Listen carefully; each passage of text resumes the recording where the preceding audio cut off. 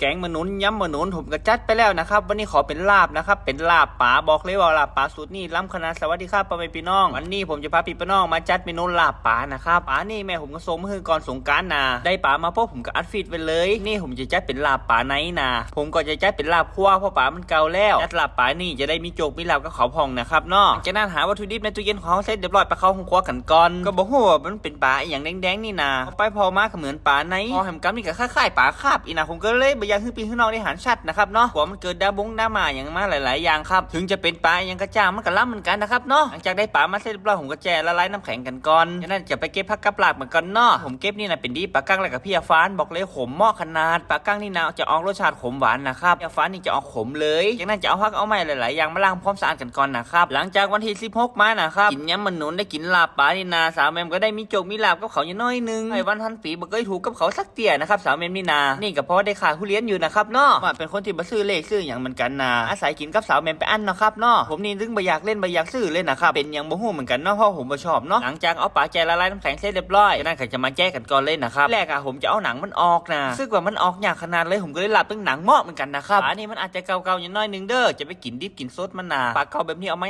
คั่วกันแล้วเหมือนกันนะครับนี่ผมก็จะไปต้มส้มนะต้มส้มนี่เน็ตขนาดเลยเด้อไม่ว่ากับข้าวกระเป๋าวันนี้นะสุดยอดตอนนั้นลาบมันมีอย่างล้ำเตาลาบละก้าเนาะต้มมีอย่างบะใจมันก็ครับมีคาจะไข่หอมขาวหอมแดงครับบะแรกสูตรผมนี่ก็คือขมิ้นนะครับขมิ้นนี่มันจะดับข้าวได้ดีเลยหลังจากนั้นผมจะใส่ใบกระเจี๊ยบลงไปนะครับกระเจี๊ยบนี่จะออกรสชาติส้มนะครับเนาะส้มหวานๆอย่างน้อยนึงส้มพอดีนะครับเนาะหลังจากนั้นเอาโค้งเอาก้างปลามาต้มกันก่อนเลยว่าสุดน้ำมันทอดนี่เข้ากันขนาดหลังจากนั้นผมจะปิดแก๊สใส่ต้นหอมผักชีลงไปแล้วใส่พริกขั่วลงไปตัวนะครับจะเพิ่มความส้มด้วยส้มมะกรูดบอกเลยว่าส้มมะกรูดนี่เหมาะขนาดใส่ต้มส้มนี่นะหอมโซะใครได้กินต้มปลาสูตรนี่บอกเลยว่าติดใจขนาดตอนใส่เครื่องปรุงนี่ผมก็ไม่ได้ทายนะครับพี่อย่างบะใจมีเกลือชูรสดีแค่นั้นนะครับหลังจากนั้นจะเอาจิ้นปลามาซอยเป็นบ้างแบบนี้แล้วก็ไปลาบมันแล้วเลยนะครับขึ้นชื่อว่าเมนูลาบจะเป็นลาบอะไรอย่างมันก็ล้ำมดนะครับเนาะเฮาลาบจิ้นปลาไปสักพักก็ได้ตีเรียบร้อยมาซอยต้นหอมผักชีไว้รอเลยตอนเฮาลาบปลานี่นะต้องล้างให้มันแล้วนะครับถ้าบะลาบให้มันแล้วนี่นะแล้วเอาไปคั่วนี่มันจะเป็นก้อนนะครับมาตำน้ำพริกลาบกันก่อนว่ามีอย่างบะใจนี่คาจะไข่หอมขาวหอมแดงมาแคนแล้วก็มาแลบนะครับพริกจีพริกขั่ว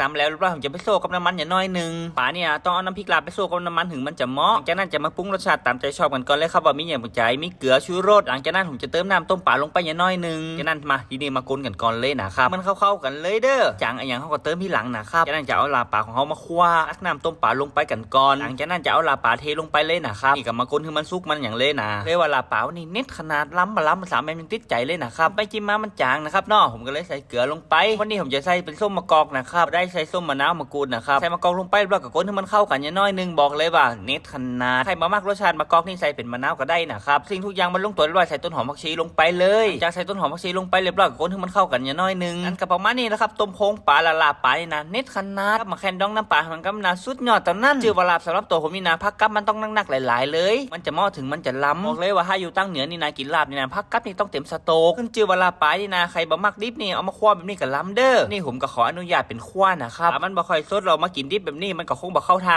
ครับเนาะนี่ผมก็เลยตัดสินใจเอามาคั่วนะครับคั่วล้ำกองมันก็ล้ำไปอยู่นะครับเนาะแล้วแต่คนชอบคนมักนะครับกับข้าวกับปลานี่นะพริกลาบบ้านผมนี่นะมันจะบ่ค่อยเหมือนบ้านอื่นนะครับเนาะน้ำพริกลาบสูตรบ้านผมนี่นะจะเน้นมะแคนจะได้หอมมะแคนนะครับบอกเลยว่าใครได้กินน้ำพริกลาบสูตรเมืองแปรนี่นะบอกเลยว่าเน็ตขนาดแปรบางครั้งเขาขยะน้ำพริกบ่เหมือนกันก็มีนะครับบางบ้านน้ำพริกลาบกับบะไซจะไข่ก็มีก็แล้วแต่คนชอบคนมักนะครับ